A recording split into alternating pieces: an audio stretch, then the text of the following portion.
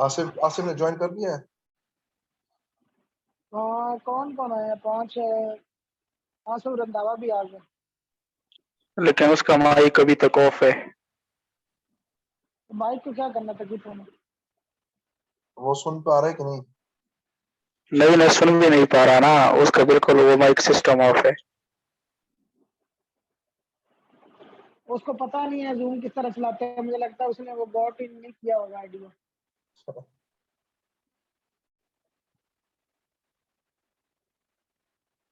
यार ये सारी वीडियो शेयर हो जानी है तो वो तब सुन लेंगे, एक ही बात है। मैंने उसको मैसेज तो किया है। हाँ उसने वो कर लिया अब माइक। हो गया, अब हो गया, उसने माइक को सिस्टम सही हो गया। अब स्टार्ट करो। हाँ तो देखो हमारे पास 3 किस्म की बसेस होती हैं और हर बस पे हमारे पास 4 किस्म के वेरिएबल होते हैं। Active power, reactive power, voltage का फेज और वोल्टेज का मैग्नीट्यूड। लोड बस में एक्टिव और रिएक्टिव पावर गिवन होती हैं, बाकी 2 चीजें फाइंड कर देती हैं।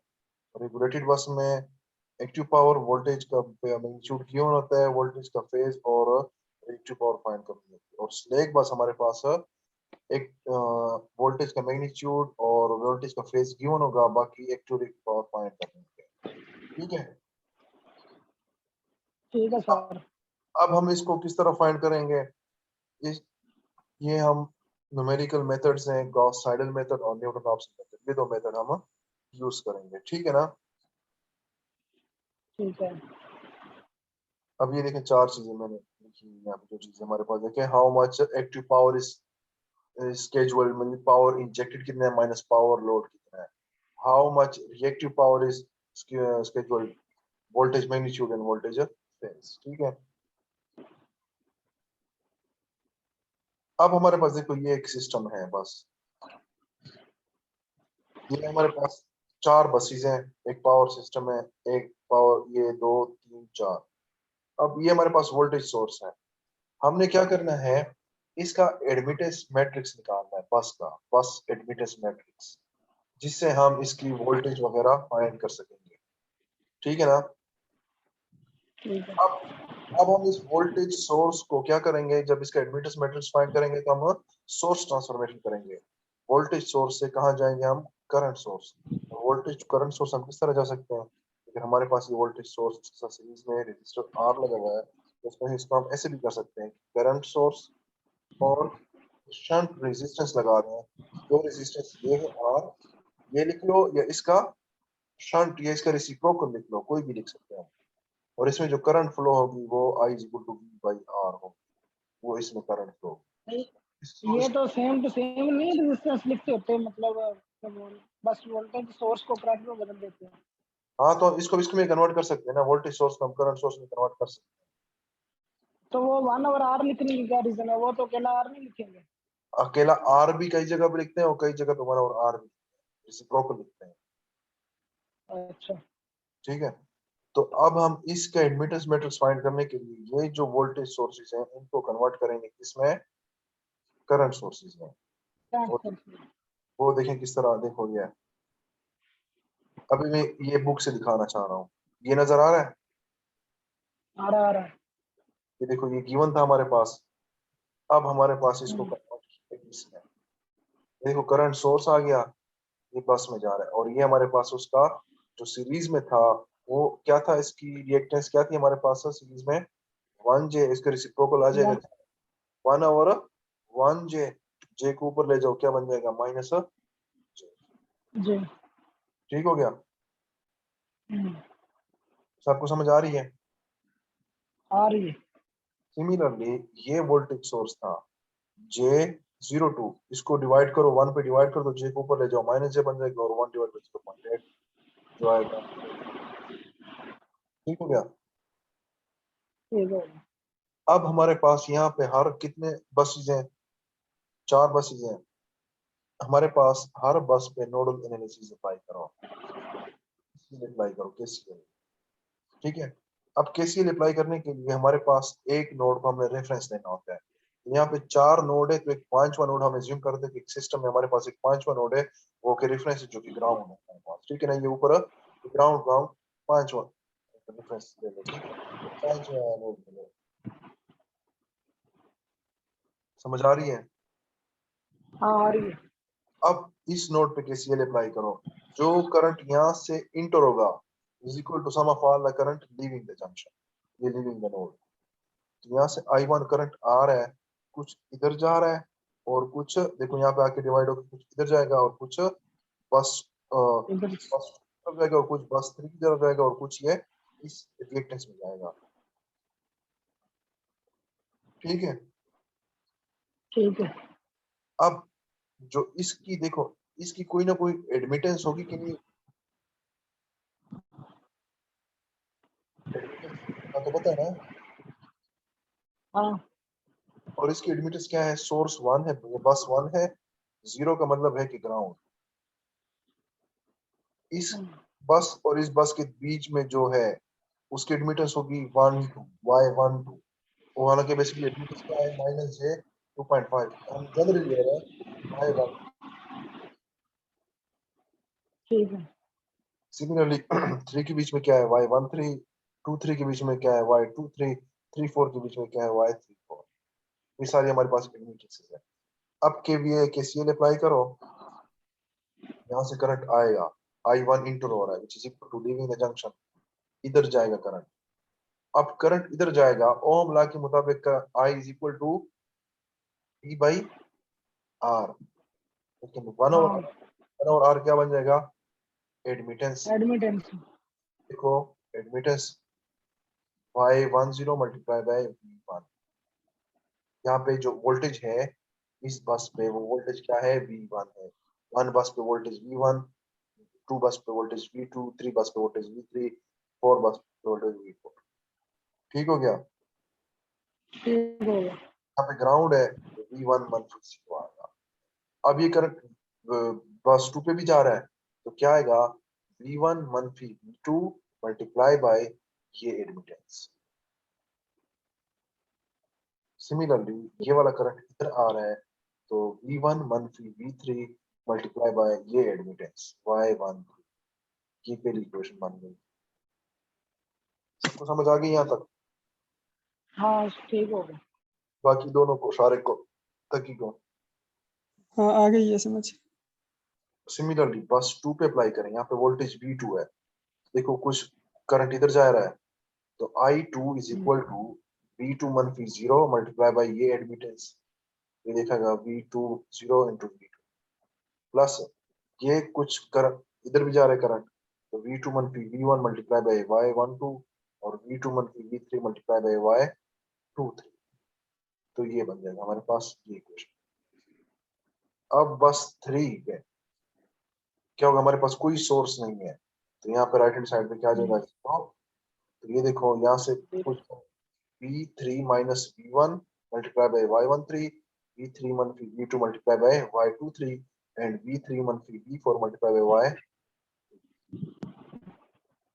ठीक हो गया। सिमिलरली Y4 बस पे इसके साथ जस्ट ये वाली बस कनेक्ट है तो क्या हो जाएगा, V4 मनफी मल्टीप्लाई बाय V। 3 4। तो 4 इक्वेशंस है, V1 4 वेरिएबल है, V1 V2 V3 V4 और 4 इक्वेशंस आ गए। को रीअरेंज करके लिखें, ठीक है। 1 का टर्म V2 का टर्म V3 V4 का टर्म नहीं है तो 0, V1 का टर्म V2 का टर्म V3 और V4 का 0, V1 V2 V3 and V4 का टर्म और यहाँ पे V3 और V2 का V4 और V3 का टर्म। ठीक हो गया। ठीक हो गया। इनको हम मैट्रिक्स फॉर्म में लिख सकते हैं कि नहीं, लिख सकते हैं। एक मैट्रिक्स बन गया और एक मैट्रिक्स ये बीच वाला बन जाएगा, एक कॉलम मैट्रिक्स बन जाएगा V1 V2 V3 and V4। ये देखो ना, ये इस फॉर्म में आ जाएगा। ऐसे ही। ठीक हो गया ना। अब यहाँ से हम इसको सॉल्व कर सकते हैं, हमारे पास वोल्टेज गिवन हो तो I फाइंड कर सकते हैं, I गिवन हो तो वोल्टेज फाइंड कर सकते हैं। तो यहाँ पे ये इसको हम I बस का कहते हैं, इसको V बस कहते हैं, इसको Y बस कहते हैं। तो Y बस से हम इम्पीडेंस मैट्रिक्स भी फाइंड कर सकते हैं, इसका इनवर्स लेते हैं। लेकिन हम इसका ज्यादातर इसको इनवर्स नहीं लेते क्योंकि इसके ऑफ डायगोनल एलिमेंट अक्सर 0 होते हैं, जिस तरह इसके केस में देखोगे ये जीरो आ रहा है, ये जीरो, तो इसकी डिटर्मिनेंट जीरो आ सकता है। तो इस मैट्रिक्स को हम क्या कहते हैं? Square matrix. ठीक हो गया। ठीक हो गया। अब देखो ये इक्वेशंस हमारे पास बन गई। अब इनको सॉल्व करने के लिए हमारे पास क्या होंगे? नॉन मतलब इसका मतलब ये है कि हम लोग इससे वोल्टेज मोस्टली नहीं फाइंड कर सकते। फाइंड कर सकते हैं। अभी हम किस तरह फाइंड करेंगे? आइटरेटिव मेथड से, गॉस साइडल मेथड, या वो कौन सा है, न्यूटन ऑप्शन मेथड। नहीं, ये अभी तुमने बताया ना कि स्क्वायर मैट्रिक्स कहलाता है, हाँ मतलब y बस का इनवर्स नहीं फाइंड कर सकते। हाँ, वो ऐसे कर सकते हैं, लेकिन वो हम तो करते नहीं क्योंकि उस पर डिटर्मिनेंट जीरो आ सकता है। डिटर्मिनेंट जीरो हो जाए तो ये इनवर्स हाँ, फाइंड तो फिर इसके लिए हम लोग दूसरा इटरेटिव मेथड लगाते होते हैं। नहीं। इस पूरे बस सिस्टम को हम सॉल्व करने के लिए करंट, वोल्टेजेस, तो ये देख मैट्रिक्स आ गया ना, इसको हम सॉल्व कर सकते हैं। कैसे सॉल्व करेंगे? A x is equal to b की फॉर्म में जब हो कोई सिस्टम, इसको हम कैसे सॉल्व करेंगे? भाई भाई गॉस साइडल मेथड्स है वो। आगे अगले एग्जांपल में आएगा, मैं दिखाता हूँ। अब देखो ना गॉस ठीक है। साइडल। लेट्स सपोज मेरे पास कोई एक फंक्शन है, मैं एक सिंगल वेरिएबल के लिए कर रहा हूँ, जनरलाइज भी करेंगे। मेरे पास एक फंक्शन है, ठीक है ना, इसमें वेरिएबल कौन सा है? एक्स। एक्स की वैल्यू निकाले, 9x को अपनी जगह छोड़े, बाकी को उधर ले जाए और 9 पे डिवाइड कर दें। ये एक्स की वैल्यू आ गई, इसको मैंने नाम दे दिया जी ऑफ। ठीक है। अब ये हमारे पास क्या करेंगे कि एक वो एक्स की वैल्यू फाइंड करके अगर मैं इसमें पुट करूं जीरो आ जाए, या इसमें पुट करूं इस इक्वेशन में, जो right hand side left hand side आपस में बराबर आ जाए, बराबर आ गया। वो हमारे पास सोल्यूशन होगा। तो हम क्या करेंगे? एक इनिशियल गैस लेंगे। इनिशियल गैस क्या लिया हुआ है? 2। इसमें 2 पुट करो, इसमें ठीक। क्या होगा? जीरो इटरेशन होगी। तो हमारे पास जो एक्स की वैल्यू इसमें पुट करेंगे, जो एक्स की वैल्यू आएगी न्यू, वो हमारे पास एक इटरेशन हो जाएगी। तो x2 पुट करो, मतलब एक्स की वैल्यू अगली क्या आएगी? 2.2, ये इटरेशन हो गई। फिर ये वाली पुट करो इसमें, ठीक। अगली आ गई 2.5। सिमिलरली ये वाली पुट करो, x3 आ जाएगी, फिर x4, फिर x5, फिर x6, अप टू, आप जब 4 पुट करोगे ना इस इक्वेशन में, ये x9 इटरेशन पे 4, तो 4 पुट हाँ करके जी। Right hand side left hand side बराबर आ जाएंगी। तो इट मींस सॉल्यूशन आपके पास आ गया। तो ऊपर जो हमने मैट्रिक्स किया था उसको तो हमने वहां पे छोड़ दिया, ये तो और नई चीज नहीं आएगी। वो वैसे जस्ट सर ने समझाने के लिए किया था ना, मैं अभी समझाता हूँ ना मैट्रिक्स को किस तरह सॉल्व करेंगे। पहले तो ये सिंगल के लिए तो ओके। अब देखो, कोई ना कोई ये वाला सॉल्यूशन और ये सॉल्यूशन एक दूसरे के बराबर है। अगर इस फर्स्ट आइटरेशन के सॉल्यूशन में मैं कुछ ना कुछ ऐड कर दूं तो ये वाला बन जाएगा कि नहीं? बन जाएगी। तो ये मैं लिख सकता हूँ ऐसे कि जो एक्स की पावर के प्लस वन आइटरेशन है वो प्रीवियस आइटरेशन के बराबर है, अगर मैं उसमें कुछ ऐड कर दूं। सही है। और डेल्टा एक्स किसके बराबर है? जो फंक्शन की वैल्यू आई है वो माइनस प्रीवियस आइटरेशन को सेपरेट कर दें, तो आपके पास न्यू आइटरेशन बनेगी। ये आप चेक भी कर सकते हैं। और इसमें आप पुट कर दें तो ये नेक्स्ट बन जाएगी है। ठीक है। ये नीचे दोबारा बोलिए। देखो जीशान भाई वो 4 के बाद दोबारा बता दे, मेरा नेट नहीं चल रहा था। एक्स की वैल्यू जब 4 आएगी फिर उसके बाद क्या करना है? देखो ये एक्स की 4 आ गई ना यहाँ पे, ये हमने करते जाने। नाइन्थ आइटरेशन मेरे पास आई 4, ये अगर नाइन्थ के बाद ये 4 में यहाँ पे पुट करूँ, यहाँ पे ये देखो right hand side 4 is equal to, यहाँ से भी 4 आ जाएगा। इसका मतलब ये कि हमारे पास एग्जैक्ट सोल्यूशन आ गया है जब राइट हैंड साइड और लेफ्ट हैंड साइड यहाँ पे बराबर आ जाए जी एफ एक्स के। तो मैं कहूंगा कि ये सोल्यूशन बराबर है, मींस ये हमारा सोल्यूशन है, क्योंकि राइट हैंड साइड और लेफ्ट हैंड साइड बराबर आ जाएंगे, बाकी और किसी केस में बराबर नहीं आएंगे।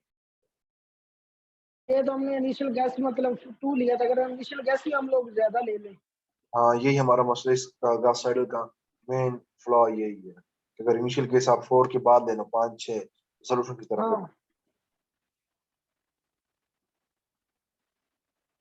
ठीक है, शारिक समझ ठीक आ है। गई? हाँ आ गई है। अब देखो हमारे पास ये इनिशियल सोल्यूशन था, means first iteration, second iteration. First iteration second iteration के बराबर अगर इस फर्स्ट आइटरेशन में मैं यहाँ पे कुछ ऐड कर दूं, 2.22 में कुछ ऐड कर दूं, तो सेकंड आइटरेशन बन सकती है कि नहीं? बन सकती है। तो इसको मैं लिख सकता हूँ कि x of k plus 1 iteration is equal to previous iteration plus कुछ ना कुछ हमने इसमें ऐड करना है। Add। डेल्टा ऑफ x किसके बराबर है, वो इसके बराबर है। ठीक है, तो ये इसमें पुट कर दो यहाँ। ये किस तरह, ये क्या चीज, ये किस पर कैसे?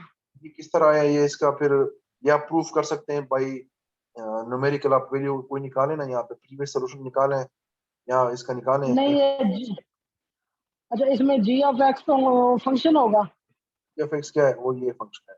इस पे प्रीवियस वैल्यू, लेट सपोज मैं 2 की वैल्यू निकालना चाह रहा हूँ, प्रीवियस वैल्यू पे इसमें हाँ। वैल्यू क्या आएगी, वो निकालो, माइनस प्रीवियस को, उन दोनों को आप सब्ट्रैक्ट कर दो और इसमें पुट तो कर वो दो। तो वही नहीं आएगी, वो तो वही नहीं आएगी जो पहली आइटरेशन की वैल्यू होगी, वही नहीं जी तो ऑफ ये एक्स और की ये वैल्यू कट रहे हैं होगी। ना, ये और ये कट जाएंगे तो आपके पास एक्स ऑफ के प्लस 1 आ रहा है कि नहीं आ रहा, जो कि न्यू आइटरेशन है, यही है कि नहीं है। आई। जिस तरह में न्यू आइटरेशन किस तरह मिलती है ना, ये देखो ना यहाँ पे कि प्रीवियस वैल्यू मैंने इसमें पुट कर दी, उस वैल्यू आ गई। जीरो मैंने इसमें पुट किया था ना, हाँ। जीरो क्या पुट किया था, 2 इसमें पुट हाँ करो, एक्स वन मतलब वो उसकी, को पुट करो हाँ तो उसकी क्या है। पिछली और उसकी है। तो हमारे पास जो न्यू आइटरेशन हो किसके बराबर है, वो इसके बराबर है। लेकिन सिंपली जस्ट याद रखो, ये मैंने ऐड कर दिया और ये सेपरेट कर दिया, कोई फर्क नहीं पड़ेगा। हाँ वही अब फर्क है। ठीक मकसद है। क्या है वो मैं बताना चाह रहा हूँ, मकसद बताना चाह रहा हूँ। यहाँ तक क्लियर है क्लियर। शारिक आपको। जी क्लियर है। अब आ जाओ यहाँ पे, ये बुक पे मैंने वो चीज यहाँ पे लिखी नहीं, मैं यहाँ पे बता देता हूँ। ये बुक नजर आ रही है, और ये ये बुक वाला एग्जांपल मैंने दिया ना, ये देखो। ठीक है, हम्म, अब ये बुक में कह रहे हैं कि हम इस आइट्रेशन को फास्ट कर सकते हैं। किस तरह, अगर ये देखो ये वही इक्वेशन है कि नहीं है। वही है। अगर मैं यहाँ पे कोई एक एक्सेलरेशन फैक्टर डाल सही है। तो इसका कन्वर्जेंस रेट क्या बढ़ेगा, बढ़ जाएगा। अब वही एग्जांपल लिया हुआ है यहाँ पे, अल्फा इन्होंने क्या पुट किया, 1.25 टू सेम फाइव। क्या हुआ अच्छा है। ये अल्फा जो है ये वन से बड़ा पुट करना है। हाँ, 1 से बड़ा पुट करना, ये एक्सेलरेशन फैक्टर है। तो ये देखो यहाँ पे हमारे पास सोल्यूशन क्या आ रहा है, 3.1, फिर 3.7, फिर 4, जल्दी कन्वर्ज हो रहा है, फिर 3.9, फिर 4.005, जल्दी कन्वर्ज हो रहा है, कन्वर्जेंस रेट आपकी जल्दी बढ़ रही है। ठीक है ना। ठीक है। ये ज्यादा बड़ी भी नहीं पुट करनी था, ऐसा ना हो कि आपका सोल्यूशन ये स्किप कर जाए। ठीक हो गया, क्लियर हो गया यहाँ तक। क्लियर। अब अगर हमारे पास एक कोई सिस्टम हो इस तरह का, 3 इक्वेशन हो, 4 इक्वेशन हो, इसका मैट्रिक्स बन सकता है कि नहीं बन सकता। बन वो सकते हैं। अच्छा, 10 बन मिनट के बाद, सकता है। 10 मिनट के बाद जूम की मीटिंग खत्म हो जाएगी, हमें फिर ज्वाइन करना पड़ेगा क्योंकि इसकी लिमिट 40 मिनट है। ओके। अब देखो, इससे पहले एक और टर्म डिफाइन करते हैं, डायगोनली डोमिनेंट मैट्रिक्स। कोई सॉल्यूशन आए x इक्वल टू बी, ये इसका सॉल्यूशन कब कन्वर्ज करेगा, अगर ए मैट्रिक्स स्ट्रिक्टली डायगोनली डोमिनेंट हो या डोमिनेंट हो। सिंपल, डायगोनली डोमिनेंट हो तो हम कहेंगे कि ये ए इसका सॉल्यूशन क्या करेगा, कन्वर्ज करेगा। एग्जिस्ट करेगा। तो डोमिनेंट का मतलब क्या है, ये जो कंडीशन है, देखो, ए आई आई का मतलब क्या है, कौन से एलिमेंट है ये, डायगोनल के, डायगोनल मैट्रिक्स। ए आई जे डायगोनल के अलावा एलिमेंट। तो इसको मैं एग्जांपल में समझाना चाह रहा हूँ। ये मैट्रिक्स जो है, इसका ए मैट्रिक्स क्या बनेगा, 4 मनफी 2 1, 2 मनफी 1, 2 मनफी 1। ये डायगोनली डोमिनेंट है कि नहीं। तो ये देखो, इस फर्स्ट रो में 4 डायगोनल एलिमेंट है, हाँ ग्रेटर है कि नहीं इन दो के एब्सोल्यूट सम से, -2 के एब्सोल्यूट +2 +1 3, ग्रेटर है। ग्रेटर इसका डायगोनल एलिमेंट क्या है, 3, बराबर है दोनों के एब्सोल्यूट। बराबर है। बराबर भी हो सकता है या ग्रेटर हो सकता है, ये देखो ये। ठीक है। अगर सारे ग्रेटर आ रहे हैं तो वो स्ट्रिक्टली है, अगर सारे ग्रेटर नहीं आ रहे तो वो स्ट्रिक्टली नहीं है, जस्ट डोमिनेंट है। और यहाँ पे देख लो 2 अब ये तो नहीं हो रहा। नहीं, और एक मिनट मैं बुक में कंफर्म कर लूँ, बुक में लिखा हुआ है कि ये डोमिनेंट है। मैं किस तरह कंफर्म करता हूँ। बुक वालों ने लिखा हुआ है कि ये है, मैं देख लूंगा।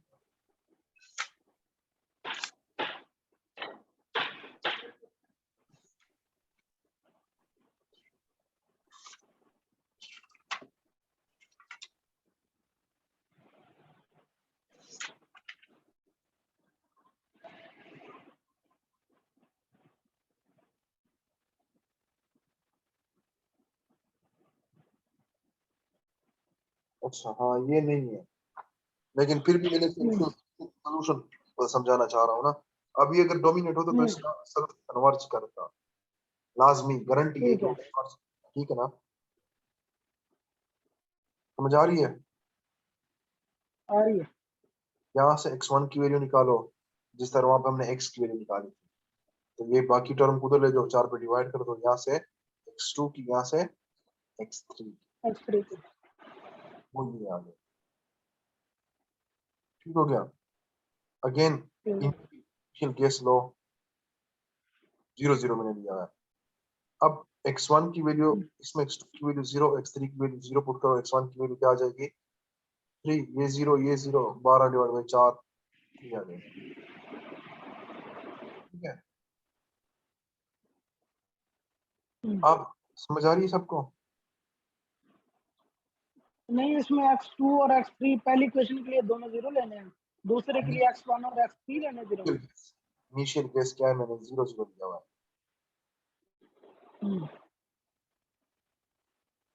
ठीक है ना। अब हमारे पास x1 की वैल्यू आ गई। अब x2 की वैल्यू फाइंड करने के लिए x3 क्या है हमारे पास 0, अब x1 की वैल्यू ये वाली 3 अपडेटेड लेनी है। ठीक है, तो x1 की जगह 3 और x3 की जगह 0। 0। अब x2 की वैल्यू आ गई,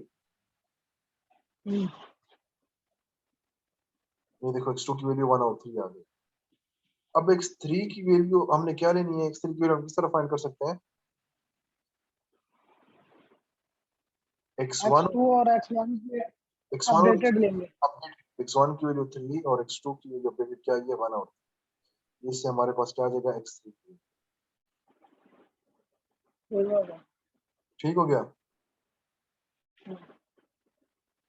सिमिलरली सेकेंड इटरेशन में x2 हमें क्या चाहिए, x1 की वैल्यू चाहिए, अब अपडेटेड पुट करेंगे x2 और x3। x2 और x3 ये वैल्यूज अपडेटेड लास्ट, फिर x1 की वैल्यू आ गई, फिर उसमें अगेन x1 और हाँ, ये वाली वैल्यू यूज करनी है, और x3 की अपडेटेड वैल्यू ये है, फिर x2 की आ गई, फिर इसमें x1 और x2 की पुट करनी है, तो x2 की अपडेटेड वैल्यू ये है और x1 की ये है, तो वो पुट करनी है। सिमिलरली प्रोसेस करते हैं। ठीक है। तो ये हमारा गॉस साइड है। अच्छा, इसका करने का क्या फायदा, क्या हुआ करने हम का पावर रुकना कहाँ सिस्टम पे? पावर फ्लो के एग्जांपल इसे सॉल्व करेंगे। मैं दोबारा लिंक सेंड करता हूँ, दोबारा नहीं लिंक। नहीं, ये रुकना कहाँ पे इस पे? क्या, ये हम करते जा रहे, किस हाँ जगह पे जाकर रुकना है, हमें हमें कैसे कहेंगे चलेगा? 3 डेसिमल प्लेसेस या 2 डेसिमल प्लेसेस तक आपने करना है, ताकि 2 डेसिमल या 3 डेसिमल प्लेसेस तक आपके ये डिजिट सेम आते जाए, x1 के अपने सेम आ इसमें जाए, अगर x3 के अपने सेम आते जाएंगे, वहां पे हमने स्टॉप कर लेना है, वो हमें बताया होगा। तो अच्छा, इन वैल्यूज को हम क्या करेंगे, x1 x2 और x3 की वैल्यूज आ गई। ये हमारे पास सोल्यूशन आ रहे हैं ना, इस सिस्टम का सोल्यूशन है कि नहीं है। ओके, समझ लगी। ठीक है ना, सोल्यूशन फाइंड करो। तो ओके। मैं दोबारा लिंक सेंड करो, दोबारा लिंक ज्वाइन करो। सारे का आपको सुनाई दे रहा है। हाँ, मैं डिस्कनेक्ट हो गया था, अभी मैंने दोबारा मीटिंग ज्वाइन की। तो दोबारा मैं लिंक सेंड करो, दोबारा ज्वाइन करो, उसमें दोबारा रिवाइज करा दो। ओके। स्टॉप।